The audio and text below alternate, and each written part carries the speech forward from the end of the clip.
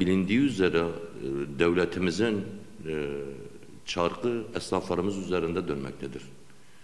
Bir ülkeyi ayağa kaldırabilmek, insanlara iş imkanı sağlayan esnaflardır. Gerçekten 2020 Mart ayından bu yana bu Covid-19'dan dolayı Türkiye'de hele biz kendi ilçemiz üzerinde söylesek en fazla mağduriyet yaşayan esnaflarımızdır.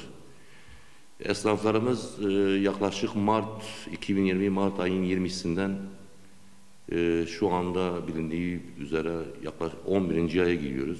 8 aydır bizim esnaflarımız 4 aya yakın zaten hemen hemen kapalı kaldılar. Birçok sektörümüz. Örnek verirsek bayan, erkek kuaför, güzellik merkezlerimiz. Diğer iş yerlerimiz sadece paket servis olarak çalışabildiler. Diğer işletmelerimiz de yani yarım yamalak. Onun için biz hep şunu söyledik.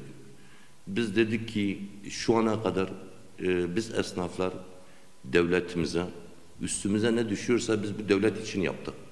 Gerek vergimizi, gerek SSK'larımızı, gerek çalışanlarımızı hep biz destekledik. Biz de değerli yöneticilerimizden bir talebimiz oldu. Tabii bu dönemde esnafların ayakta kalabilmesi için birinci etap esnaflara ayakta sadece devletin bize katkı sağladığı şuydu. Esnaf destek paketi altında 25 bin, 50 bin, 70 bin, 150 bine kadar kredi verdi. Doğrudur. Ama maalesef zaten o bizi kurtaramadı. Mevcut 4 ay iş yerlerimiz kapalı olduğundan dolayı gerek giderlerimiz bunları karşılayabilmek için esnafımızın çoğu kullandığı bu esnaf destek paketini zaten o dönem içerisinde tükettiler. Şimdi ikinci dalga geliyor. Şimdi yeniden kapatmalar başladı.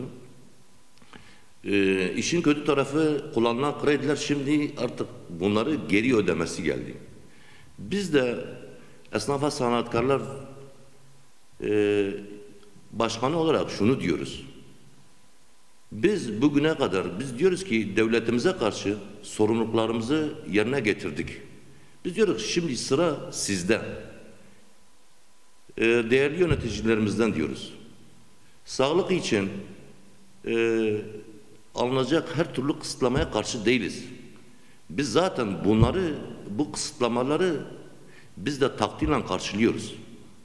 Ama esnafımızın hali gerçekten çok perişan yani. Biz diyoruz devletimizden istediğimiz, yöneticilerimizden istediğimiz en azından yani şu ikinci dalgayı atlatabilmemiz için biz diyoruz ki nakdi yardım, işte kira konusu, SSK, Bağkur borçları, elektrik, bunların en azından bir katkı sunmaları lazım. Bizim çalışanlarımız var. Her bir iş yerimizde 1-2 tane çalışanımız var. Yani en azından devletimizin bu saatten sonra şu ikinci dalgayı atlatabilmemiz için mutlaka ve mutlaka nakdi yardım yapmaları lazım. Yani bugün Midyat'ta yaklaşık 1500 üzerinde esnafımız var. Kiralarımız çok yüksek. İlçemiz turistik olduğu için diğer yerlere göre, diğer illere göre, diğer ilçelere göre biz yaklaşık bunların 2 katını ödemek zorunda kalıyoruz. Yani en azından devletimizden, yöneticilerimizden ricamızdır. Bir şekilde şu esnafa bir el atıp en azından şu ikinci Covid-19 salgını bitirene kadar Allah kaza bela vermese zaten yöneticilerin söylediklerine göre en son işte Mart ayına kadar gereken aşıları tedarik edip bitireceklerdir. Bizim de bu esnafları ayakta tutturabilmemiz için Mart ayına kadar ne edip ne etmemiz lazım? Şu esnafları bir şekilde ayakta tutturmamız lazım. Bunu da tutturabilmemiz için dediğimiz gibi devletimizden istediğimiz kira yardımı, SSK borçları, Bağkur borçları, yani biz bunu talep ediyoruz. Başka isteğimiz yok yani.